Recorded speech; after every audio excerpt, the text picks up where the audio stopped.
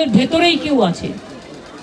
ঘটনা ঘটে, আমি সেদিন ঝাড়গ্রামে ছিলাম, কিন্তু আমার কাছে যখনই কলকাতা পুলিশ কমিশনার খবরটা দেয়, আমি সঙ্গে সঙ্গে তাকে বলি যে এটা খুব নক্কারজনক ঘটনা এবং খুবই বেদনাদায়ক ঘটনা।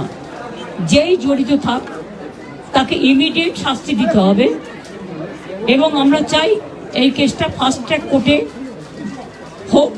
ফাস্ট ট্র্যাক কোর্টে হলে জুডিশিয়াল প্রসেসটা তাড়াতাড়ি হবে এবং তাতে আমরা ফাঁসির দাবি জানাবো।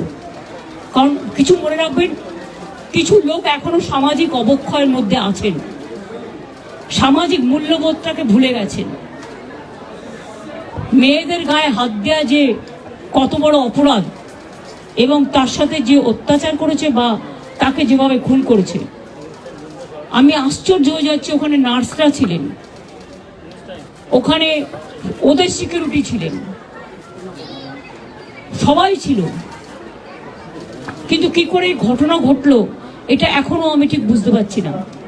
পুলিশকে আমি বলেছি, বাবা মাও যেটা আমাকে বলেছেন যে ওদের ভেতরেই কেউ আছে।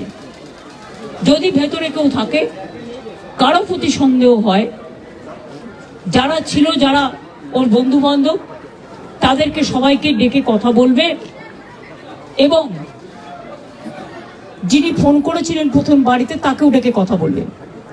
আজকে প্রিন্সিপাল নিজে রেজিগনেশন করে দিয়েছিলেন, বলছিলেন যে আমার বাড়িতেও তো বাচ্চারা আছে, যেভাবে আমাকে গালিগালাজ করা হচ্ছে। তা আমরা তাকে বুঝিয়ে বলেছি, ঠিক আছে আপনাকে ওখানে কাজ করতে হবে না, আমরা ওনাকে সরিয়েছি অন্য জায়গায়।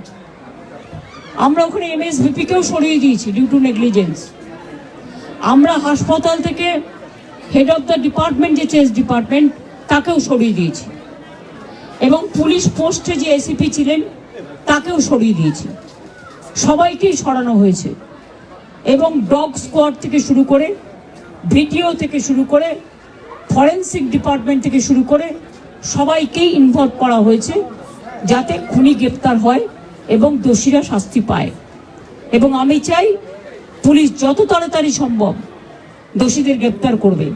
আর রবিবার পর্যন্ত যদি তারা কুল কিনারা করতে না পারেন, কারণ ভেতরেও তো অনেকে আছে, তাহলে এই কেসটা আমরা আমাদের হাতে রাখবো না, আমরা CBI-কে দিয়ে দেবো। তার কারণ হচ্ছে আমার এতে কোনো পাওয়ার লেনা দেনা কিছু নেই, আমি প্রথম দিন থেকেই বলছি। কিন্তু ওদের সাকসেস রেট খুব কম। তাপসী মালিককে যখন খুন করে হত্যা করা হয়, ধর্ষণ করে, আজ পর্যন্ত বিচার হয়নি। সিঙ্গুরে এটা হয়েছিল, নন্দীগ্রামে যখন 14 জন গুলিতে মারা যায় বা 10 জন হারিয়ে যায়, আজও তারা ফিরে আসেনি। এই কেসগুলো সব CBI-এর হাতে ছিল, রিজার্ভের কেসও ছিল, একটা কেসেরও বিচার হয়নি।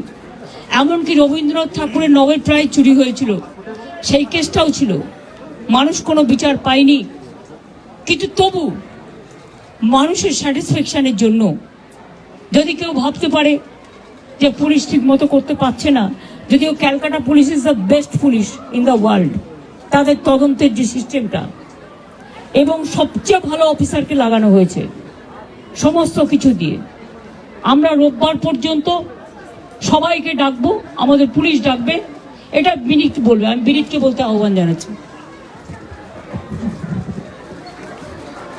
আমরা অলরেডি যে ইনভেস্টিগেশন প্রসেসের মধ্যে যারা যারা ওই পিওর কাছাকাছি ছিলেন, কোনো ধরনের কোনো কানেকশন আছে, ইনভলভমেন্ট আছে, প্রত্যেকটা লোককেই ডাকা হচ্ছে এবং ডাকা হবে যদি কারো না ডাকা হয়ে থাকে।